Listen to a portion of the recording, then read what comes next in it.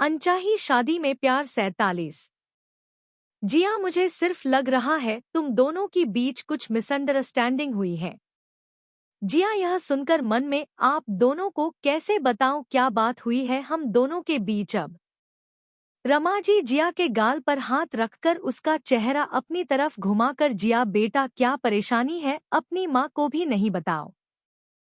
जिया इतना सुनकर आंख में नमी निकल जाती है।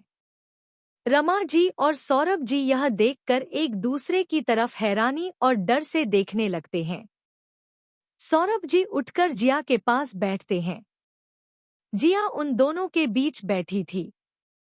सौरभ जी जिया का एक हाथ अपने हाथ में लेकर, क्या बात है बेटा, हमें बताओ, तुम्हारे और राहुल के बीच कोई बात हुई है तो उसे सुधारने की कोशिश करो, पर यह रोना अच्छा नहीं है। आप हमारी गुड़िया रानी हैं, हम सब कुछ सहन कर सकते हैं, बस आपका रोना सहन नहीं कर सकते हैं। जिया सौरभ जी के गले लग जाती है और रोते हुए बोलती है, पापा राहुल को हम पर शक है, हमारा चक्कर आदित्य के साथ चल रहा है इसलिए वो हमसे नाराज है। यह बात हमें भी आज सुबह ही पता चली थी।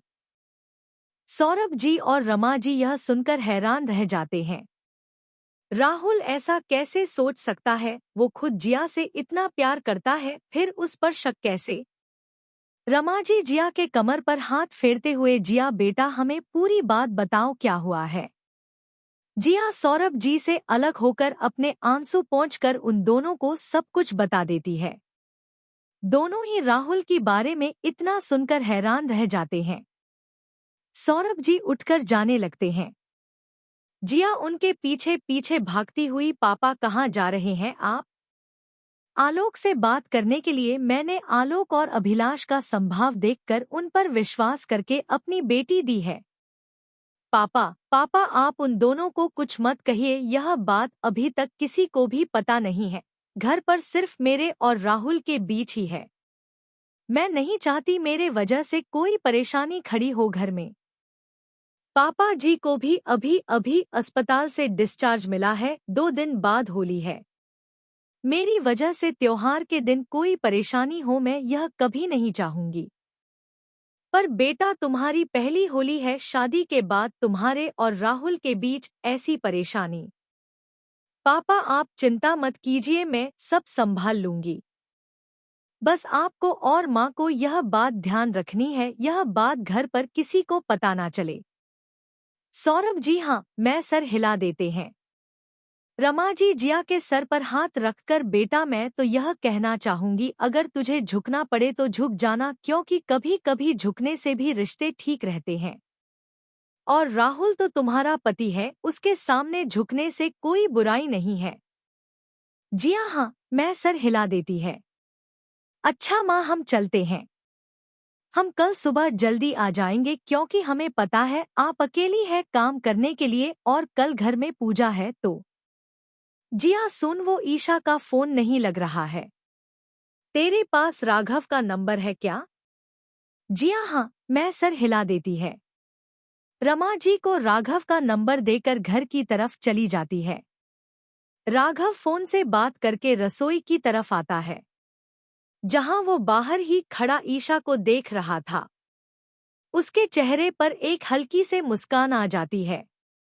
ईशा का करीब आना राघव अभी भी महसूस कर रहा था। ईशा जी चिंता मत कीजिए, आपके अतीत की सभी बेकार यादों को हटाकर आपके जीवन में खुशियों की यादों से भर दूंगा मैं। ईशा ने आटा लगा दिया था, सब्जी भी बन गई थी। राघव रसोई में आता है, आंख बंद करके लंबी सांस लेते हुए। वाओ क्या खुशबू है ईशा, तुम्हारी हाथ की सब्जी की खुशबू तो पूरे एनजीओ में फैल चुकी है। ईशा राघव के आने पर एक नज़र उसे देखती है, फिर शर्म से अपने सर को नीचे कर लेती है। उसे अभी तक राघव का करीब आना महसूस हो रहा था। राघव समझ रहा था अभी उसे समय लगेगा, इसलिए वो कुछ नहीं कहता है। ईशा मैं ज्योति और बाकी बच्चों के पास हूँ, तो कहो तो मैं वो खाना बनाने वाली सभी औरतों को भेज दूँ, वो तुम्हारी मदद कर देगी। ईशा ना, मैं सर हिला देती है। राहुल ऑफिस में एक फाइल चेक कर रहा था। उसे कुछ गड़बड़ देखती है। वो मानवी को बुलाता है। मानवी उसके केबिन में आकर यस सर। मानवी, मैंने कल तुम्हें यह फाइल कंप्लीट करने को दी थी ना? मानवी, हाँ। मैं सर हिला देती है। तो फिर अभी तक पूरी क्यों नहीं हुई? तुम्हें पता है ना, कल सुबह इसकी मीटिंग और यह क्लाइंट बहुत सख्त है। अगर कुछ भी गड़बड़ हुई ना तो तुम जानती नहीं हो आगे क्या हो सकता है। मानवी कुछ नहीं कहती है, बस चुपचाप सर नीचे किए खड़ी थी। मन में राहुल को गालियां दे रही थी। अभिलाष दवाई की वजह से सो गए थे। अनिता जी और ममता जी रसोई में खाना बना रही थी।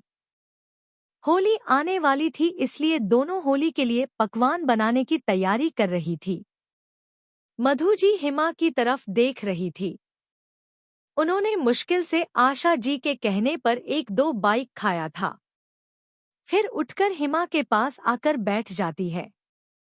हिमा का हाथ हल्का सा हिलता है।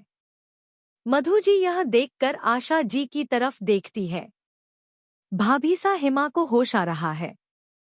हिमा आंख बंद किए अपनी सर को हिला रही थी, फिर से कोई बुरा सपना देख रही हो जैसे। अगले भाग में कैसा लगा आज का भाग जरूर बताएं। धन्यवाद।